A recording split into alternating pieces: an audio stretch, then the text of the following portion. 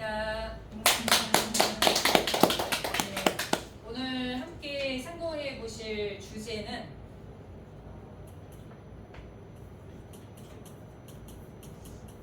열매로 나무를 안다 라는 제목을 가지고요. 본문 말씀은 마태복음 7장 15절로 20절 말씀을 통해서 오늘 말씀을 함께 살펴보도록 하겠습니다. 2000년 전 예수님께서 마태복음 7장 15절로 20절에 말씀하신 것은 이제 거짓 선지자들을 삼가라, 양의 옷을 입고 너희에게 나오나 속에는 노략질하는 일이다 라고 하시면서 이 두 가지 나무를 말씀하시죠. 좋은 나무와 못된 나무. 근데 그 좋은 나무, 못된 나무는 물론 육적인 나무가 아니라 나무는 사람이죠. 성경에서 말씀하시는 영적인 나무는 사람이죠. 세상에서도 자라나는 꿈나무다, 될성식분 나무다 하는 것처럼 사람을 나무라 하는데 성경에서는 딱 두 가지 소속의 사람이죠. 왜냐하면 성경에서 말씀하시는 신은 두 가지이기 때문에 창조주이신 하나님이 계시고 또 피조물인 이 마귀, 이 두 가지 신이 있다라는 것을 성경을 통해서 말씀을 해주고 계십니다. 하나님께서는 천지 만물을 창조하신 창조주시고 이 마귀는 피조물이죠. 원래는 하나님 소속에 있었던 천사 장 중에 하나가 욕심과 교만으로 배도하여 당을 짓고 하나님을 대적하였다가 쫓겨난 존재가 이제 마귀인데, 이 대적자이기 때문에 대적했다, 대적자 사단, 해방자 마귀, 이제 이런 뜻을 가지고 있는 사역적인 명칭이 되겠고, 이제 마귀의 존재는 배도한 그룹이죠. 배도한 그룹, 범죄한 천사. 그래서 이렇게 두 가지 소속의 이 신이 있기 때문에 두 가지 신이 함께하는 두 가지 신 소속의 두 가지 사람이 존재합니다. 이 두 가지 신 소속의 사람을 두 가지 나무로 말씀을 하고 있는데요. 이 두 가지 소속의 나무를 무엇으로 알 수 있느냐? 열매로 안다 라고 말씀을 하고 계십니다. 열매로 안다. 그래서 이 마귀라고 하는 존재가 어떤 일을 하는지 우리는 성경을 통해 알고 있습니다. 하나님과 이 마귀의 역사를 알려주는 것이 성경인데, 하나님께서 천지 만물을 창조하시고 하나님의 형상대로 지음받은 아담에게 모든 만물을 유업으로 주셨지만, 이 마귀의 미혹과 또 사람의 높아지고자 하나님처럼 되고자 하는 욕심으로 말미암아서 결국에는 먹지 말라는 선악과를 먹고 죄를 지었고, 하나님은 이 죄된 세상에서 떠나가실 수밖에 없죠. 그래서 이 죄악된 세상을 이 적반하장격으로 마귀가 주관해서 변질된 모습이 지금의 지구촌의 모습인 거잖아요. 죄악 세상의 모습.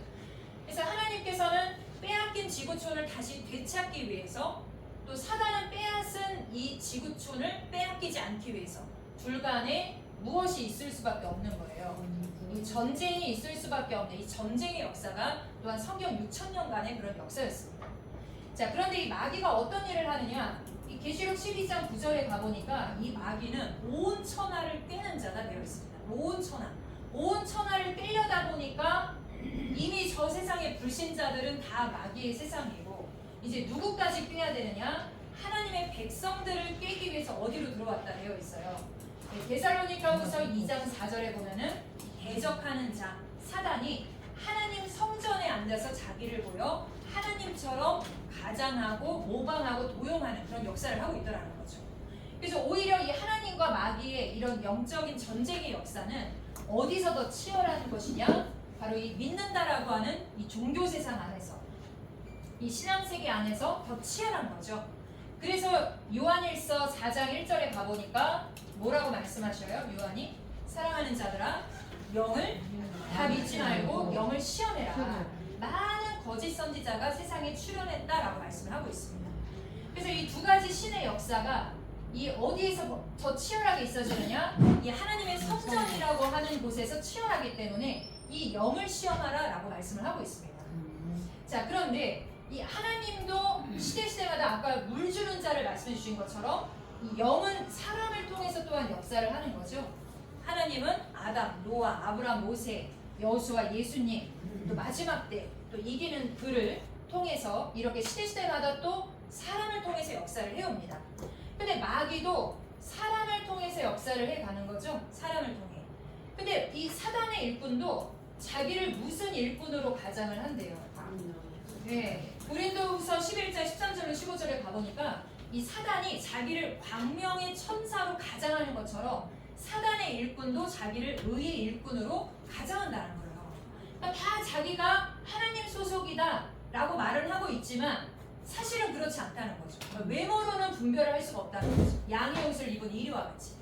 그래서 어떻게 분별할 수 있느냐? 그 속에 들어있는 그 씨는 무엇을 통해 분별할 수 있다는 거예요. 열매로 알 수 있다.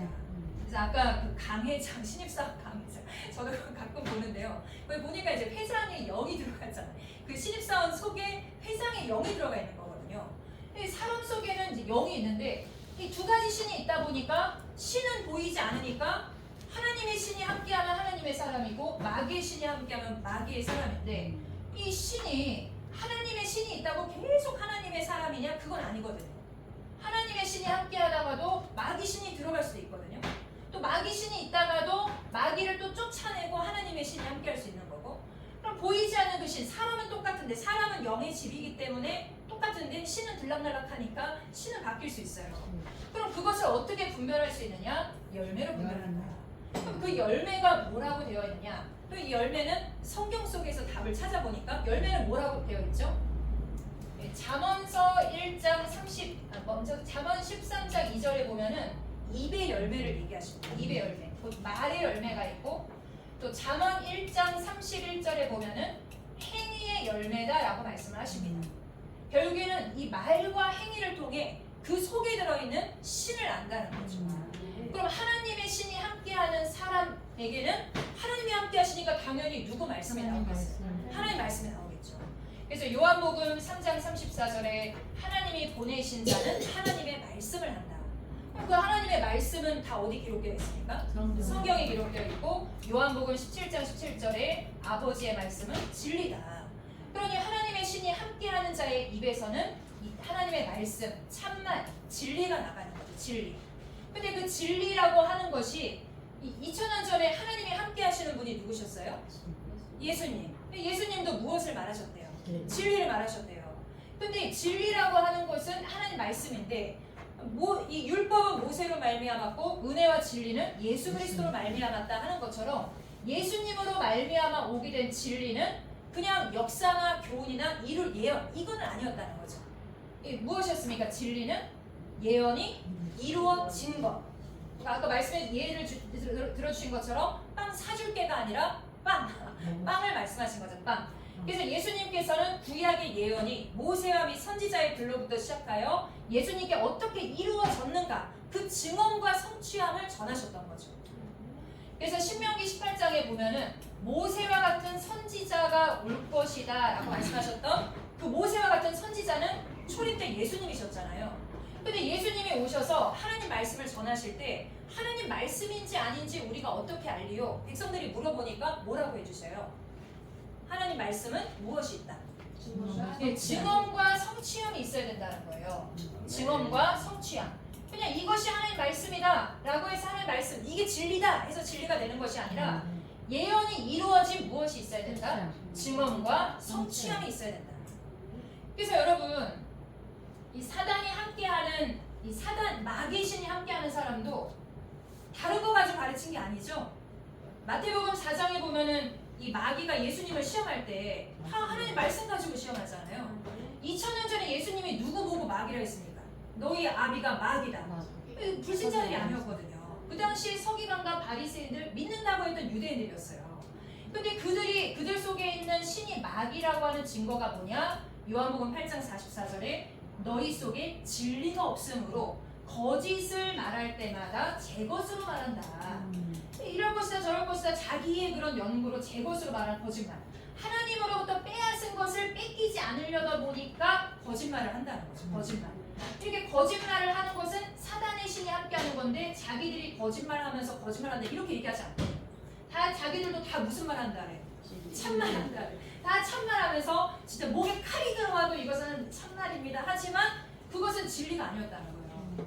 마치 정치인들도 최근에 선거 있었는데 선거 다 하셨죠? 투표. 선거인들이 나와서 정치인들 다 뭐라 그래요? 다 나라를 사랑합니다. 국민을 사랑합니다. 다 얘기하잖아요. 근데 그 사람이 진짜 국민을 사랑하는 사람인지 아닌지는 임기가 다 끝나봐야 알지. 공약대로 진짜 실천했느냐 안 했느냐 시간이 지나가 봐야 하는데 말은 다 하지만 결국 진리라고 하는 증언과 성취함을 통해서 진짜 하나님이 함께하는 참인가 아닌가를 분별할 수 있다 라고 말씀을 하고 있습니다. 그래서 그 하는 말의 열매를 통해서 알 수 있는 것인데, 우리가 2000년 전에 예수님 진리를 말씀하셨잖아요. 여기 계신 이제 우리 목사님들은 너무나 이제 분별력이 좋으신 분이시기 때문에 이제 진리와 비진리를 딱 분별하시죠. 근데 진리를 말하면 다 믿을 것 같잖아요. 근데 2000년 전에 예수님이 오셔서 요한복음 8장 45절에 진리를 말하셨대요. 근데 진리를 말했는데 사람들이 믿었대요, 안 믿었대요? 안 믿었다고 되어 있어요. 예수님 진리를 말해도 믿질 않았대요. 이 이루어진 것을 가지고 증언과 성취함을 다 보이셨는데 믿질 않았대요. 사실 아무리 진리, 이루어진 것을 딱 말하면 다 믿을 것 같잖아요. 증거가 있으니까. 근데 증거가 있어도 사람들이 진짜 믿는 게 쉽지 않습니다. 여러분, 비행기를 만든 사람이 누구인가요? 네.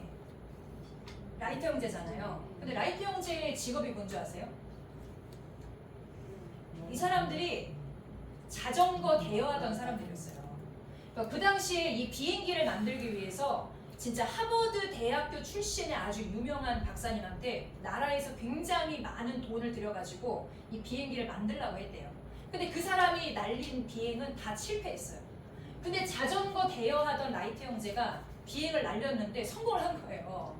눈앞에 보여잖아요. 날렸잖아요. 근데 사람들이 그냥 지역 신문에만 그게 몇 번 소식이 났을 뿐이고, 그렇게 성공을 했음에도 불구하고 거의 5년 동안에는 그 성공에 대한 걸 사람들이 인정을 안 했대요. 계속 눈에 비행기가 나는데도 인정을 안 했다는 거예요. 그러니까 뭔가 사람들이 이 가지고 있었던 이런 고정관념을 벗긴다는 것은 진짜 쉬운 문제가 아닌 것 같아요. 그래서 2000년 전에 예수님이 오셔서 하나님이 설계하신 그 설계도를 그대로 이루어진 것을 전했음에도 불구하고 믿지 않았다라고 되어 있습니다. 자, 그리고 행위의 열매죠. 행위의 열매. 그럼 하나님이 함께 하시는 사람은 하나님이 하라는 것을 하겠죠. 하나님은 어떤 분이십니까? 사랑이시잖아요. 사랑.